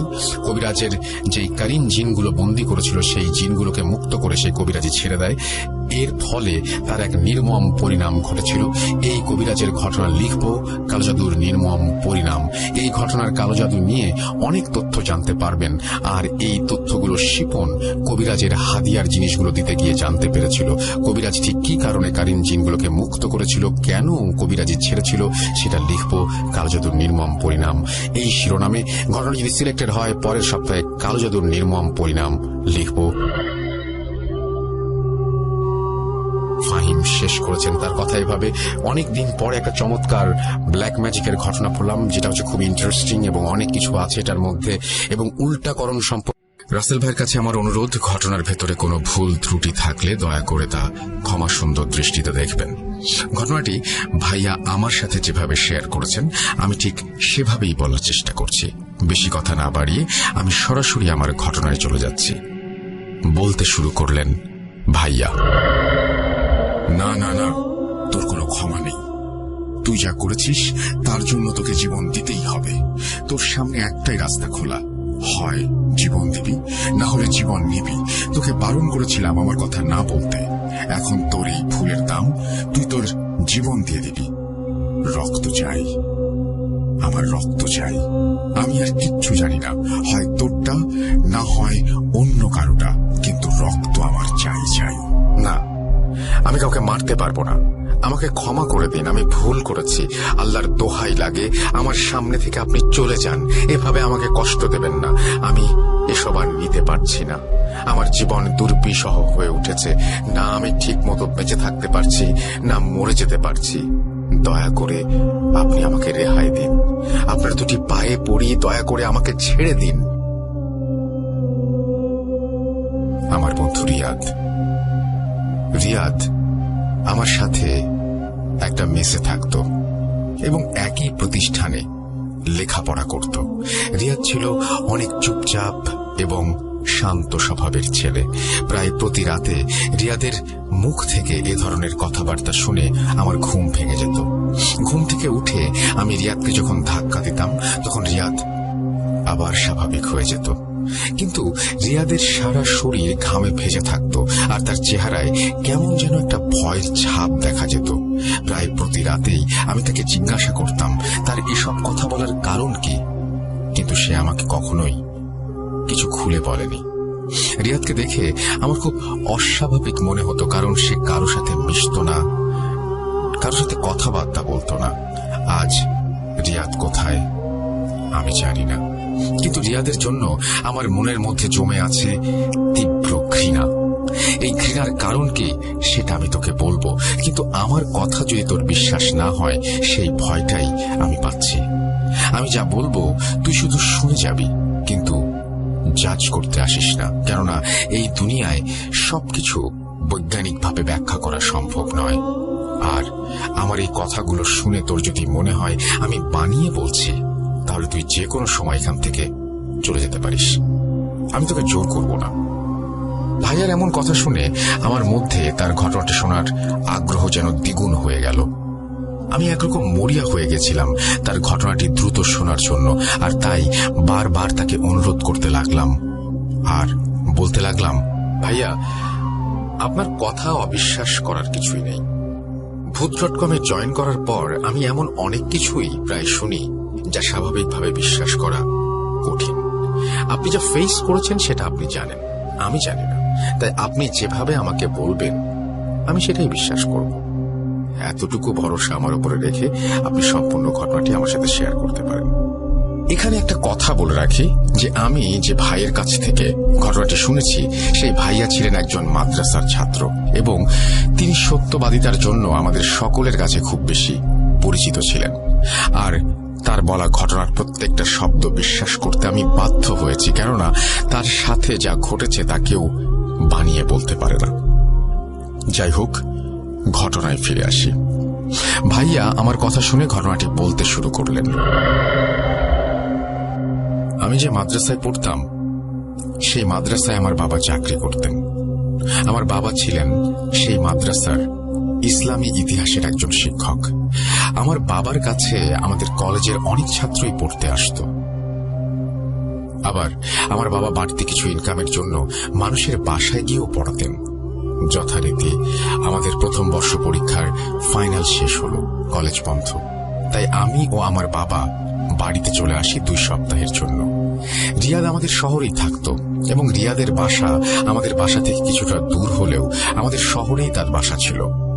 যেহেতু রিয়াদের সাথে আমি আগে থেকেই মাদ্রাসায় পড়ি, এই জন্য রিয়াদের সম্পর্কে আমি আগে থেকেই জানতাম যে সে মানুষের সাথে খুব একটা মিশে না এবং কথাবার্তাও বলে না। রিয়াদের বাসায় আমার যাওয়া আসা হতো না একেবারেই। প্রায় 3 বছর আগে একবার গিয়েছিলাম। প্রথম বর্ষ পরীক্ষার পর দেখা যায় রিয়াদ ইসলামের ইতিহাসে খারাপ করেছিল, তাই রিয়াদের বাবা মা আবার বাবাকে ফোন করে তাদের বাসায় গিয়ে পড়ানোর অনুরোধ করেন। আমার বাবা তখন চিন্তা করেন, ভালোই হলো, বাসায় বসে না থেকে একটা টিউশনি করলে কিছু টাকা আসবে। তাই আমার বাবা এক কথায় রাজি হয়ে গেলেন এবং রিয়াদকে পড়াতে শুরু করলেন। রিয়াদকে আমার বাবা আগেও পড়িয়েছেন, অনেক মনোযোগী ছেলে ছিল, কিন্তু এবারে কিছুদিন যাওয়ার পর আমার বাবা খেয়াল করতে থাকেন রিয়াদ পড়ালেখায় অনেক অমনোযোগী এবং আমার বাবা যখন রিয়াদকে পড়াতেন তখন সে এদিক সেদিকে তাকাতো। আমার বাবা রিয়াদের এরকম আচরণ দেখে রিয়াদের বাবা মার কাছে নালিশ জানান। রিয়াদের বাবা মা আমার বাবাকে বলেন তিনি যেভাবে পারেন রিয়াদকে যেন পড়ালেখায় মনোযোগী করে তোলেন এবং তিনি প্রয়োজন হলে গায়ে হাত তুলতে চাইলে তাতেও কোনো মানা নেই। আমার বাবা পরের দিন রিয়াদকে পড়াতে যান এবং আবার রিয়াদের এরকম অবস্থা দেখে রিয়াদকে চড় মেরে বসেন। বাবা রিয়াদকে চড় মারার পর বাবা খেয়াল করেন রিয়াদ তার দিকে প্রচন্ড রাগান্বিত চোখে তাকিয়ে আছে, আর দেখতে দেখতে মুহূর্তের মধ্যেই রিয়াদের চোখ লাল হয়ে যায়। আমার বাবা সেদিনের মতো বাসায় চলে আসেন। সেদিন বাসায় আসার পর থেকে আমার বাবা কেমন যেন অন্যরকম হয়ে যান। অন্যরকম বলতে আমার বাবা খেতে চাইতেন না, তিনি আস্তে আস্তে অনেক রোগা হয়ে গিয়েছিলেন এবং মানুষের সাথে খুব একটা কথাবার্তাও বলতেন না। এমনকি আমাদের সাথেও কথাবার্তা খুবই কম বলতেন, যতটুকু না বললেই না। তিনি শুধু ততটুকুই কথা বলতেন এবং রাতের বেলায় তিনি একা একটি রুমে শুয়ে থাকা শুরু করলেন। আমার মা বাবাকে একা থাকার কারণ অনেকবার জিজ্ঞেস করেন, কিন্তু আমার বাবা কোন কথায় জবাব দেন না এবং আমার মাকে ভয় নিয়ে বলেন, যা করতেছি ভালোর জন্যই করতেছি, আমার উপর ভরসা রেখো। এভাবে আস্তে আস্তে 2 দিন পার হয়ে যায়। আমার মা আমার কাছে এসে বাবার রাতারাতি এরকম পাল্টে যাওয়ার জন্য আফসোস করতে থাকেন।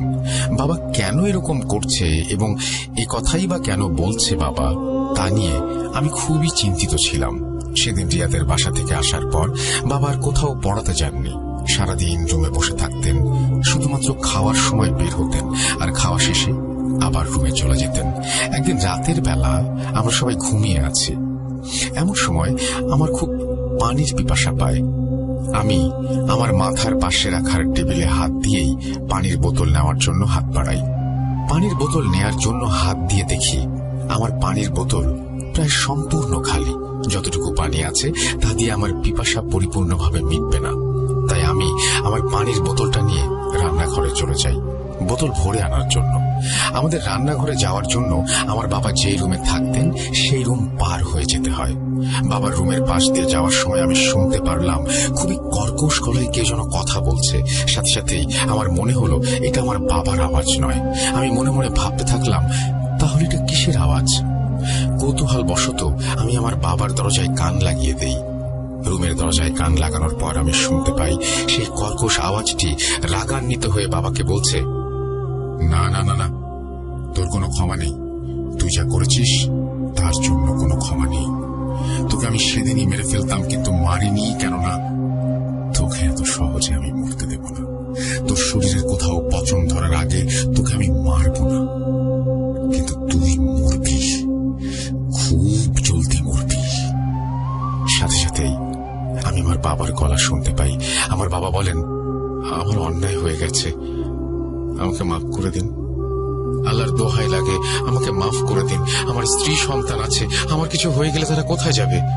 আমার প্রতি দয়া করুন, আমাকে মারবেন না। আমি আপনার কাছে আমার জীবন ভিক্ষা চাইছি। বাবার কথাগুলো শুনে আমার রিয়াদের কথা মনে পড়ে যায়। কেননা আমি যখন রিয়াদের সাথে মেসে থাকতাম তখন রিয়াদের মুখ থেকেও আমি এই ধরনের কিছু কথাই শুনেছিলাম। কিন্তু আমি অনেকবার রিয়াদকে জিজ্ঞাসা করার পরও কোনোভাবেই কোনো কিছু জানতে পারিনি। আমার বাবার জন্য খুব চিন্তা হচ্ছিল, তাই অন্য সব চিন্তা মাথা থেকে ঝেড়ে ফেলে আমি এক ধাক্কায় বাবার রুমের দরজা খুলে ফেলি এবং রুমে প্রবেশ করি। রুমে ঢুকে আমি দেখি আমার বাবা অচেতন অবস্থায় বিছানায় গোঙাচ্ছেন এবং আমি তাকে সজোরে একটা ধাক্কা দিই। আমার ধাক্কায় বাবা চেতনা ফিরে পান এবং তখন আমি বাবাকে জিজ্ঞাসা করি, বাবা তোমার কি হয়েছে? তুমি তুমি কার সাথে কথা বলছিলে? কিন্তু আমার বাবা আমাকে কিছুই বলেন না। তিনি আমাকে আমার রুমে চলে যেতে বলেন এবং এই রুমে প্রবেশ করতে নিষেধ করেন। ব্যাপারটা কিছুতেই আমার মাথা থেকে যাচ্ছিল না। কি হচ্ছে এসব আমি কিছুই বুঝতে পারছিলাম না। আমার মাও এসব ব্যাপারে খুব চিন্তিত ছিলেন। আমার বাবার শারীরিক অবস্থা আস্তে আস্তে অনেক বেশি অবনতি হতে থাকে। এক সময় বাবা সম্পূর্ণরূপে শয্যাশায়ী হয়ে যান এবং বাবার হাতে পচন ধরতে শুরু করে, আর বাবার গায়ে সেই পচন থেকে ছোট ছোট পোকা বের হতে থাকে। আমরা অনেক ডাক্তার দেখিয়েছি, কিন্তু কেউই সুবিধা করতে পারেনি। তাই আমার মা এবার একজন হুজুরকে দেখানোর সিদ্ধান্ত নেন। একদিন আমি মাগরিবের নামাজ পড়তে যাওয়ার সময় আমার মা আমাকে বলেন আমি নামাজ শেষে যেন মসজিদের ইমাম সাহেবকে বাসায় নিয়ে আসি। মার কথা মতো আমি মসজিদে নামাজ পড়ার শেষে মসজিদের ইমাম সাহেবকে বাসায় নিয়ে আসি। ইমাম সাহেবকে আমার বাবার কাছে নিয়ে যাওয়ার পর আমার বাবা তার সাথে একান্তে কথা বলতে চান। ইমাম সাহেব রুমের ভেতর গিয়ে ভেতর থেকে রুমের দরজা বন্ধ করে দেন। প্রায় 2 ঘন্টা পার হয়ে যাওয়ার পর ইমাম সাহেব ভেতর থেকে বেরিয়ে আসেন এবং তার চোখে মুখে প্রচন্ড ভয়ের ছাপ দেখতে পাচ্ছিলাম। ইমাম সাহেবকে আমি জিজ্ঞাসা করলাম বাবা তাকে কি বলেছে, কিন্তু ইমাম সাহেব আমার কথার কোনো সুনির্দিষ্ট উত্তর দেননি। তিনি আমাকে একটা কথাই বলেছিলেন, আর সেটি হলো যার আসার কথা ছিল সে এসে গেছে, যা নেওয়ার তাই নিয়ে যাবে। কিছু করার নাই বাবা, আমারে মাফ করে দে। ইমাম সাহেবের কথার কোনো মাথা মুন্ডু আমি ও মা বুঝতে পারিনি। এবারে আমার ধৈর্যের বাঁধ ভেঙে যায়। আমি আমার মনের মধ্যে এরকমের চাপা রাগ নিয়ে বাবার কাছে গিয়ে চিৎকার করতে থাকি, যা হচ্ছে আমাকে খুলে বলো, আর তা না হলে তুমি আমার মরা মুখ দেখবে। আমার কথা শুনে আমার বাবা কাঁদতে শুরু করেন এবং বলেন, বাবারে আমি আর বেশি দিন তগলকে নাই, তোরা আমারে মাফ করে দিস। আমি তগলায় গা কিছুই করতে পারলাম না রে। যে আইছে সে আমারে নিয়ে যাইব, কারো কিচ্ছু করার নাই, কিচ্ছু করার নাই বাবা। দোয়া করি তুই পড়ালেখা কইরা অনেক বড় হ, আর তোর মারে দেখা রাখিস বাবা। বাবার কথা শুনে আমি আর আমার মা কান্নায় ভেঙে পড়ি এবং বাবাকে বারবার জিজ্ঞাসা করি, বলার অনুরোধ করি। আমার বাবা বলতে শুরু করেন, কিছুদিন আগে রাতে ঘুমিয়ে গেছিলাম, হুট কইরা মনে হইল মাথার উপরে কি জানি পড়লো। চোখ খুইলা দেখি কিছুই দেখতে পারলাম না। তাই আবার ঘুমানোর চেষ্টা করলাম, কিন্তু কিছুক্ষণ পরে মনে হইল মাথার উপরে আবার কি যেন পড়লো। এবার চোখ খুলে দেখি মাথার উপরে দুটা লাল কি জানি জল জল করতেছে। তোর মায়ের ডাক দেই, কিন্তু তোর মা ঘুম থেকে ওঠে না। সাহস কইরা মোবাইলের টর্চটা জ্বালায়া উপরে মারতেই দেখি একটা বিশাল মাকড়সা। কিন্তু এই মাকড়সা সাধারণ কোনো মাকড়সা না রে। এই মাকড়সার চেহারা ছিল চামড়া ছাড়া মানুষের মাথার মতো। সে আসার পর থেকেই বারবার বলতেছিল আমারে নিয়ে যাবে, আমার নাকি মাইরা ফেলাবে। কিন্তু সে কেন এই কথা কইতাছে আমি আজ পর্যন্ত বুঝতে পারলাম না রে বাবা। আমরা তখনও জানতাম না যে আমার বাবাকে আমরা খুব দ্রুত হারাতে চলেছি। আমার বাবার কথা শুনে আমার মা হাউ মাউ করে কেঁদে উঠলেন। আমি নিরুপায় ছিলাম, কেননা আমি কিছুই বুঝতে পারছিলাম না বাবা কি বলছেন, কেনই বা বলছেন। বাবাকে এভাবে মৃত্যুর পথযাত্রী হতে দেখা ছাড়া আমাদের কারো করার মতো কিছুই ছিল না। দিন পাঁচেক পর আমার বাবা মারা যান। আমার বাবা যেদিন মারা যান সেদিন অনেক সকাল পর্যন্ত বাবা বের হননি রুম থেকে। বাবার কি হয়েছে দেখার জন্য আমি যখন বাবার ঘরে প্রবেশ করি তখন দেখি আমার বাবার পিঠের ওপরে 8টা বড় বড় ছিদ্র। আমার বাবা মাকড়সার কথা বলেছিলেন। আমার বাবার পিঠের সেই চিত্র দেখে মনে হচ্ছিল কোন বিশাল আকৃতির মাকড়সা যেন তার পিঠের ভেতর তার 8টি পা ঢুকিয়ে দিয়ে চুষে চুষে আমার জন্মদাতা পিতার রক্ত খেয়ে তাকে পরপারে পাঠিয়ে দিয়েছে। এই দৃশ্য দেখে আমার মা জ্ঞান হারিয়ে মাটিতে পড়ে যান।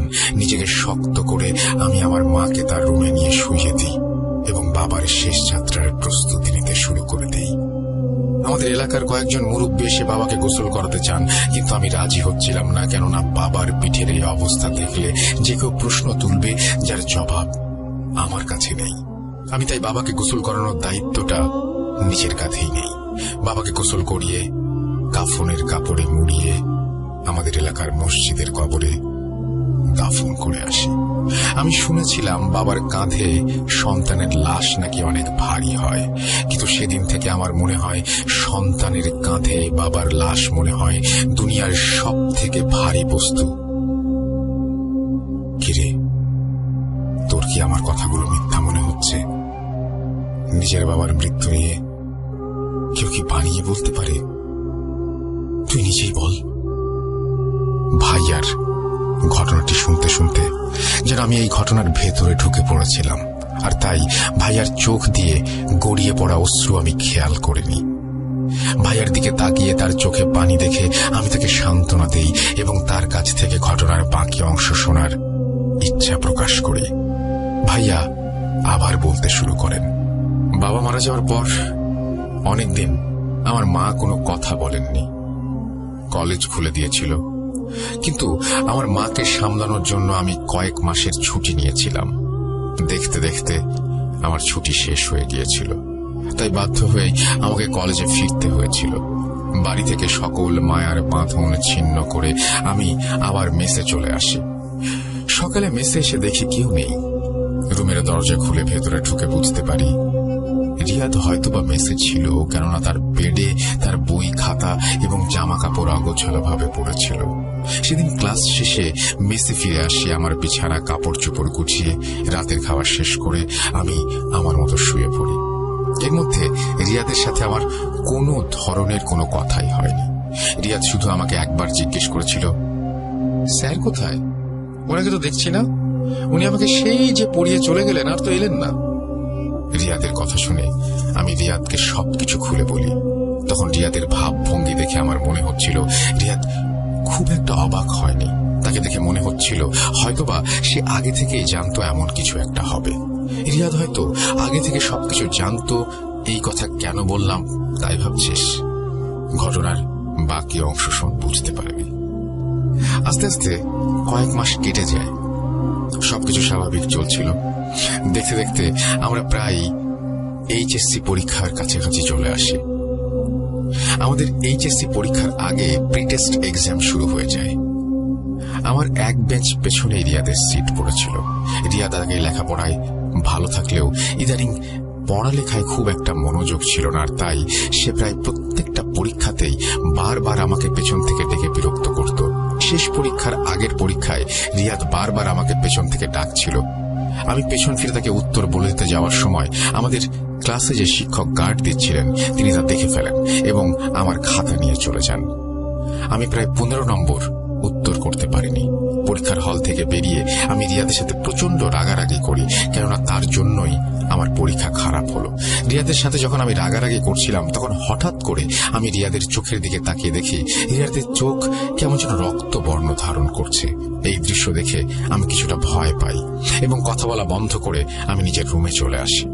কিন্তু সেদিন রাত থেকেই আমার জীবনে শুরু হয়ে যায় এক কালো অধ্যায়। রাতে খাবার দাবার খেয়ে শুয়ে ঘুমিয়ে পড়েছি। হঠাৎ প্রচন্ড পানির পিপাসায় আমার ঘুম ভেঙে যায়।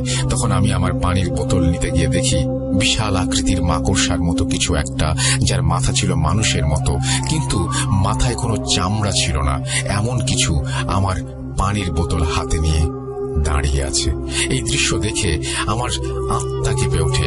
সে আমাকে কর্কশ আওয়াজে বলতে থাকে, কিরে, খুব পিপাসা পেয়েছে তাই না?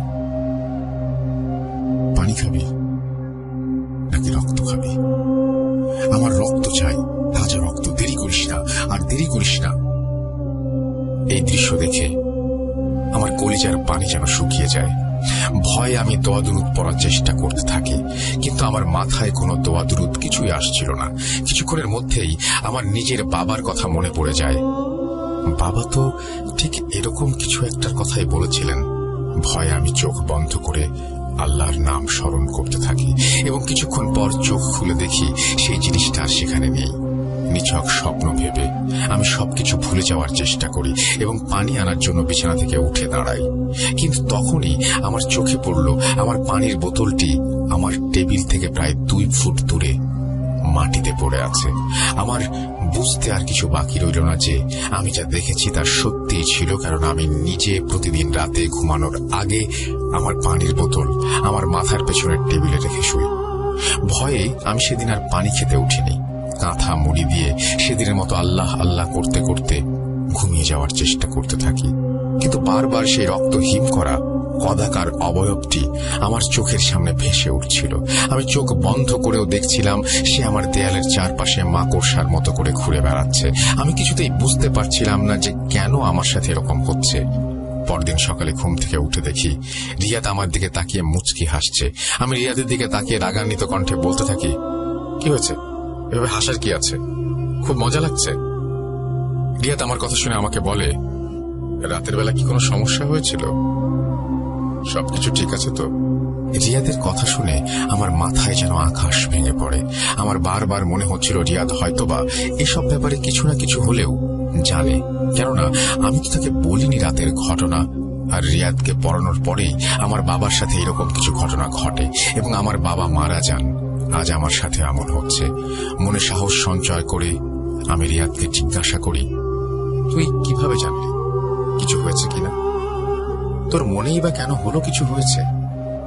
আমার প্রশ্ন শুনে রিয়াদ বলে, না, রাতের বেলায় পানি খেতে ওঠার সময় দেখি কাঁথা মুড়ি দিয়ে শুয়ে আছিস, আল্লাহ করছিস, তাই ভাবলাম হয়তো কিছু প্রবলেম হয়েছে। আমি রিয়াদের কথায় কোনো পাত্তা না দিয়ে রুম থেকে উঠে ফ্রেশ হতে চলে যাই, কিন্তু আমার বারবার তাকে সন্দেহ হচ্ছিল। বারবার মনে হচ্ছিল এই সব কিছু ব্যাপারে সে অবশ্যই কিছু জানে। আমি মনে মনে সিদ্ধান্ত নেই কি হয়েছে আমাকে তা জানতেই হবে। পরীক্ষা শেষ হয়ে যাওয়ার পর আমাদের কলেজ 2 দিনের জন্য বন্ধ হয়ে যায়। এর মধ্যে সেই এন্টিটিকে আমি বহুবার আমার রুমে ঘুরে বেড়াতে দেখেছি। কলেজ বন্ধ হলে যথারীতি আমি আমার বাসায় ফিরে আসি। মাত্র 2 দিন বন্ধ হওয়ায় রিয়াদ বাসায় আসে নাই, আর এই সুযোগটাই আমি কাজে লাগালাম। বাসায় ফিরে এসে আমি তাদের বাসায় চলে যাই। রিয়াদের বাসায় গিয়ে আমি রীতিমতো অবাক হয়ে যাই। রিয়াদের বাবা মা বলে, আমি যাদেরকে চিনতাম তারা সেখানে ছিলেন না। আমি যাবার পর যে মহিলা দরজা খুলে দিয়েছিলেন, আমি তাকে জিজ্ঞাসা করি, রিয়াদের আম্মু কোথায়? আমার কথা শুনে মহিলা মুচকি হাসেন এবং বলেন, আমি রিয়াদের মা, কি হয়েছে আমাকে বলো। আমি কিছুটা ইতস্তত বোধ করে বলি, রিয়াদের মা তো এরকম দেখতে ছিলেন না, আপনি কি আসলে রিয়াদের মা? মহিলাটি তখন বলেন, রিয়াদের মা বাবা আজ থেকে 2 বছর আগে মারা গিয়েছিলেন। আমি যার সাথে কথা বলছিলাম সেই মহিলা নাকি রিয়াদের ফুপু। রিয়াদের বাবা মা মারা যাওয়ার পর তারাই নাকি রিয়াদের সব দায়িত্ব নিয়েছেন এবং এই বাসায় এসে থাকেন। রিয়াদের সাথে আমার তেমন কোনো বন্ধুত্ব না থাকায় আমি কখনো তাদের বাসায় খুব একটা যাতায়াত করিনি। আমার যতটুকু মনে পড়ে, আমি এখন পর্যন্ত একবারই তাদের বাসায় গিয়েছিলাম, তাও আমার বাবাকে নিয়ে আসার জন্য। কেননা আমার বাবা রিয়াদ যখন ছোট ছিল তখন তাকে পড়াতেন এবং আমার মা হুট করে অসুস্থ হয়ে যাওয়ায় আমি রিয়াদের বাসায় যাই বাবাকে নিয়ে আসার জন্য। রিয়াদের বাবা মা কিভাবে মারা গেলেন জিজ্ঞাসা করতে ফুপু একটি দীর্ঘশ্বাস ফেলে বললেন, রিয়াদ একদিন আমাদের বাসায় রাগ করে চলে আসে। বাসায় এসে রিয়াদ বলে তার বাবা মা নাকি তাকে অনেক বকাঝকা করছে, তাই রিয়াদ বাসায় কিছুতেই যেতে চাচ্ছিল না। আমি আমার ভাইকে অর্থাৎ রিয়াদের বাবাকে ফোন দিয়ে বলি রিয়াদ রাগ করে আমাদের বাসায় চলে এসেছে। ভাইয়া অর্থাৎ রিয়াদের বাবা আমাকে বলে রিয়াদের রাগ ঠান্ডা হলে যেন আমি রিয়াদকে তাদের বাসায় নিয়ে যাই। পরদিন সকালে আমি ভাইয়াকে ফোন দেই রিয়াদকে নিয়ে যাওয়ার জন্য, কিন্তু ভাইয়া ফোন ধরছিল না। তাই রিয়াদকে নিয়ে আমি ভাইয়ার বাসায় চলে যাই। বাসায় গিয়ে দেখি আমার ভাইয়া অর্থাৎ রিয়াদের বাবার মরদেহ বিছানায় পড়ে আছে এবং আমার ভাইয়ের 2 চোখে 2টো শক্ত কাঁটা ঢুকানো, আর আমার ভাবি রান্নাঘরে পড়ে আছেন, তার গলায় তীক্ষ্ণ একটা কিছু দিয়ে কাটা। এসব শুনে আমার মন খুব খারাপ হয়ে যায় এবং রিয়াদের প্রতি কেন জানি না সহানুভূতি অনুভব করতে থাকি। কিন্তু এখানে আমার আসার যে কারণ, তারই প্রেক্ষিতে আমি রিয়াদের ফুপুকে জিজ্ঞাসা করি, আচ্ছা রিয়াদের বাবা অথবা মা মারা যাবার পর তাদের শরীরের কোথাও কি কোনো অস্বাভাবিক কোনো কিছু ছিল, খেয়াল করেছেন? আমার কথা শুনে ফুপু বলেন, ও হ্যাঁ, আমার ভাবিকে গোসল করানোর সময় আমি দেখতে পাই ভাবির পিঠে 8টা ছোট ছোট ছিদ্র। সেটা নিয়ে অনেকে অনেক কথাই বলেছিল, কিন্তু আমরা ওসব নিয়ে মাথা ঘামাইনি। তুমি কেন জিজ্ঞেস করছো এসব? রিয়াদের ফুপুর প্রশ্ন শুনে আমি থতমত খেয়ে যাই এবং নিজেকে সামনে নিয়ে উত্তর দিই, না এমনি জানার আগ্রহ বলতে পারে না আর কি। আমি রিয়াদের ফুপুর সাথে আর কথা না বাড়িয়ে বাসায় চলে আসি এবং ভাবতে থাকি এসব কিছুর জন্য রিয়াদ কিছু না কিছু অবশ্যই জানে। 2 দিন পর আমি মেসে ফিরে যাই এবং রাতের বেলা খাওয়া শেষ করে রিয়াদের সাথে কিছু জরুরি কথা আছে বলে তাকে নিয়ে বসি। আমি রিয়াদকে বলি, দেখ যা কিছু হচ্ছে বা হয়েছে বা হবে, তুই কিছু না কিছু তো জানিস। আজ কোনো লুকোচুরি করিস না, যা জানিস আমাকে বলে দে। আমি কথা দিচ্ছি আমি কাউকে কিছু বলবো না, কিন্তু তুই আজ আমাকে দয়া করে আল্লাহর ওয়াস্তে সত্যি কথাটা বল। তুই যদি বলিস তোর পায়ে ধরতে হবে, আমি তাও রাজি আছি। তারপরেও আজ তুই আমাকে আমার বাবার মৃত্যুর কারণটা বল। আমার কথা শুনে রিয়াদ প্রথমে সবকিছু অস্বীকার করলেও একসময় আমার চাপাচাপিতেই সে রাগান্বিত হয়ে চিৎকার করে বলে, তোর বাবা আমাকে থাপ্পড় মেরেছিল না? তার এক ভুলের জন্য তাকে জীবন দিতে হয়েছে। তোকে আমি সবকিছুই বলবো, কিন্তু একটা গুরুত্বপূর্ণ কথা আছে যেটা তোকে শুরুতে বলা দরকার। সেটা আমি তারপর তোকে সব শেষে বলবো। আমার এই শর্তে যদি রাজি থাকিস তাহলে আমি তোকে সব বলবো। তখন আমি এক বাক্যে রিয়াদের কথায় রাজি হয়ে গেলাম এবং তাকে সবকিছু বলার জন্য অনুরোধ করলাম। রিয়াদ বলতে শুরু করলো, আজ থেকে 3 বছর আগের কথা। আমি খুব সহজ সরল ছেলে ছিলাম, তাই সবাই আমাকে নিয়ে মজা করত, আর যে যেভাবে পারত আমাকে মারত, আমার সাথে খারাপ আচরণ করত। কেউ আমাকে 1 পয়সার দাম দিত না। আমি খেলতে চাইলে কেউ আমাকে খেলায় দিত না, ধাক্কা মেরে মাঠে ফেলে দিত। এসব কিছুই আমার ভাগ্য মনে করে আমি মেনে নিয়েছিলাম। আমাদের বাড়ির পাশে একটা খ্রিস্টান সিমেট্রি ছিল। এক শীতের রাতে আমাদের বাড়ির সামনের মাঠে রাতের বেলা কয়েকজন মিলে ব্যাডমিন্টন খেলছিল। আমি তাদের সাথে খেলতে চাইলে তারা আমাকে সরাসরি মানা করে দেয় এবং খারাপ আচরণ করতে শুরু করে। আমি মন খারাপ করে মাঠের এক কোণায় গিয়ে বসে খেলা দেখতে থাকি। ব্যাডমিন্টন খেলতে খেলতে এক সময় হুট করে বলটি সিমেট্রির ভেতরে গিয়ে পড়ে, আর আমি সাহস করে দৌড়ে বলটি আনতে যাই, এই ভেবে যে আমি যদি বলটি সেখান থেকে নিয়ে আসি তাহলে তারা হয়তো আমাকে খেলায় নেবে। সিমেট্রির ভিতরে প্রবেশ করার পর আমি দেখি একটা কবরের ওপর বলটা পড়ে আছে। আমি যখন বলটি আনতে যাই তখন আমার কাছে মনে হলো কেউ যেন পেছন থেকে আমার পা ধরে ফেলেছে। আমি পেছন ফিরতে যা দেখি তা দেখে আমি এক চিৎকারে সেখানে অজ্ঞান হয়ে পড়ে যাই। মাঠে যে ছেলেপেলেরা খেলছিল তারা গিয়ে আমার বাবা মাকে খবর দেয় এবং আমার বাবা মা এসে আমাকে সেখান থেকে নিয়ে বাসায় চলে আসে। আমার জ্ঞান ফেরার পর আমার বাবা মা আমাকে অনেক বকাঝকা করেন এবং আমার বাবা মা আমাকে এক পর্যায়ে চড় মেরে বসেন। সেদিন রাগ করে আমি আমার বাসা থেকে বের হয়ে যাই। বাসা থেকে বের হয়ে সরাসরি আমি আমার ফুপুর বাসায় চলে যাই। আমার ফুপুরা ভাড়া থাকতেন, তাই রাতের বেলা সেখানে গিয়ে অনেকক্ষণ দরজা ধাক্কানোর পর তারা আমাকে বাসায় নিয়ে যান এবং আমার কাছ থেকে সবকিছু শুনে বাবাকে ফোন দেন। আমার বাবা আমার ফুপুকে পরদিন আমাকে বাসায় দিয়ে যেতে বলে ফোন রেখে দেন। কিন্তু পরের দিন বাসায় গিয়ে আমি আমার মৃত বাবাকে পাই, অর্থাৎ আমার বাবাকে আমি মৃত অবস্থায় দেখতে পাই। আমি অনাথ হয়ে গিয়েছিলাম সেদিন। এরপর থেকে আমার ফুপু এবং আমার ফুপা আমাদের বাসায় এসে থাকতেন। বলতে গেলে তারাই আমার বাবা মা। আমি চাইলেও এখন তাদের উপর রাগ করতে পারি না, কেননা যদি আমি তাদের উপর রাগ করি তাহলে হয়তোবা তাদের অবস্থাও আমার বাবার মতোই হবে। সেদিন সেমিট্রিতে অজ্ঞান হয়ে পড়ে যাওয়ার আগে আমি একটি অবয়ব দেখতে পাই, যেটি ছিল সম্পূর্ণ মাকড়সার মতো দেখতে এবং যার মাথা ছিল মানুষের মতো, কিন্তু মাথায় কোনো চামড়া ছিল না। এরপর থেকে প্রায় প্রতিদিনই আমি রাতের বেলায় সেই অবয়বকে আমার রুমে দেখতে পাই। স্বপ্ন তো আমি তাকে সবসময় দেখতাম, কিন্তু বাস্তবেও সে সরাসরি আমার সামনেই চলে আসতো, যা এখন পর্যন্ত চলছে। সে আমাকে বলে সে নাকি আমাকে রক্ষা করবে, কেননা আমি নাকি তাকে মুক্ত করেছি। আমি সেমিট্রিতে ঢুকে বল আনার সময় একটা কাচের ছোট পাত্রের উপর পা দেয়াতে সেটা ভেঙে যায় এবং সে মুক্ত হয়ে যায়। যেহেতু আমি তার উপকার করেছি, তাই যারাই আমার সাথে খারাপ আচরণ করবে তাদেরকেই নাকি সে শাস্তি দেবে। আমার বাবা মা আমাকে বকা দেওয়ার কারণে, চর মারার কারণেই নাকি সে তাদের মেরে ফেলেছে। সে আরো বলে আমি যদি তার কথা কারোর সাথে শেয়ার করি তাহলে সে হয় আমাকে, না হয় যার সাথে আমি কথা শেয়ার করেছি তাকে মেরে ফেলবে। এই ক্ষেত্রে আমার ইচ্ছাই প্রাধান্য পাবে। আমি যদি তাকে বলি আমাকে মেরে ফেলতে, তাহলে সে আমাকেই মেরে ফেলবে। আর আমি যদি বলি আমি যার সাথে কথা শেয়ার করেছি তাকে মেরে ফেলতে হবে, তাহলে সে তাকেই মেরে ফেলবে।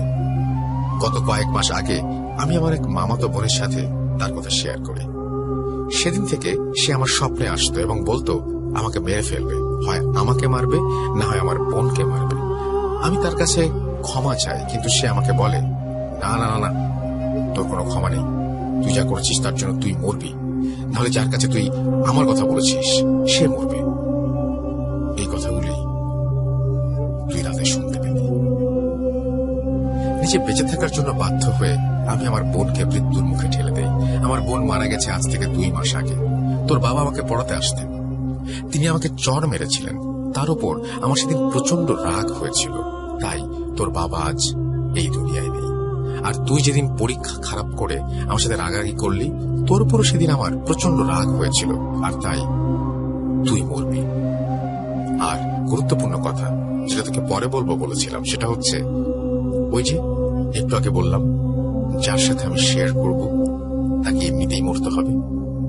তোর সাথে তার কথা শেয়ার করে ফেলেছি, এখন তোর বাঁচার কোনো উপায় নেই। আর মাত্র কয়েকটা দিন, এরপর তুইও তোর বাবার কাছে চলে যাবি। আমার সাথে যারা খারাপ আচরণ করে তাদের এরকমই পরিণতি হয়, হওয়াই উচিত। কিরে, কেমন লাগছে? রিয়াদের কথা শুনে আমার দুনিয়া যেন থমকে যায়। আমার সময় যেন আটকে গিয়েছিল সেদিন। আমি কিছু ভাবতে পারছিলাম না, আমি কি করব কিছুই বুঝতে পারছিলাম না। আমার মায়ের আমি ছাড়া তো কেউ নেই দুনিয়ায়। যদি আমার কিছু হয়ে যায় তাহলে আমার মা কি নিয়ে বাঁচবে? এমনিতেই আমার বাবা কিছুদিন আগে মারা গিয়েছিলেন। এখন আমি যদি মাকে ছেড়ে চলে যাই তাহলে আমার মা কিভাবে বাঁচবেন? উনি তো এমনিতেই মারা যাবেন। তাই আমি মনে মনে সিদ্ধান্ত নেই যেভাবেই হোক আমাকে সেই নরখাদক পিশাচটাকে আটকাতেই হবে।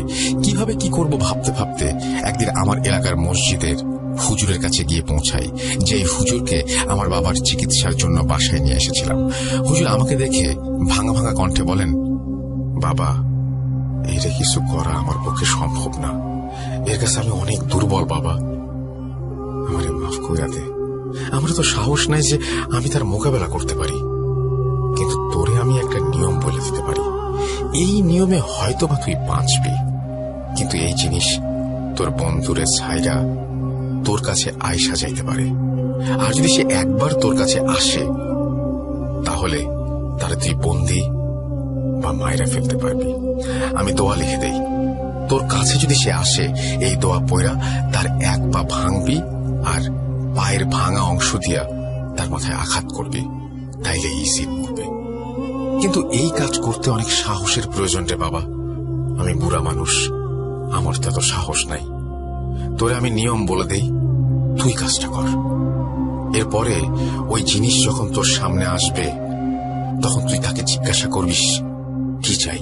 সে যা চাবে সেটা তারে দেওয়ার প্রতিজ্ঞা করবি, আর তার বিনিময়ে তার কাছে কিছু চাবি। তুই তার কাছে কি চাবি সেটা তোর ব্যাপার। আর একটা কথা, এই উপায়ে যে কাজ হবে তার কিন্তু কোনো গ্যারেন্টি নাই। ওই জিন যদি রাজি না হয়, তাহলে তোরে কিন্তু সাথে সাথেই মেরে ফেলবে। সাবধানে থাকিস, আল্লাহ আল্লাহ করিস। আমার দোয়া তোর সাথে থাকলো। হুজুরের কথা শুনে আমি সেদিন সেখান থেকে চলে আসি। কয়েক রাত অপেক্ষা করি, কিন্তু সেই পিশাচরূপী জিন আমি দেখতে পাই না। এভাবে কয়েক রাত কেটে যায়।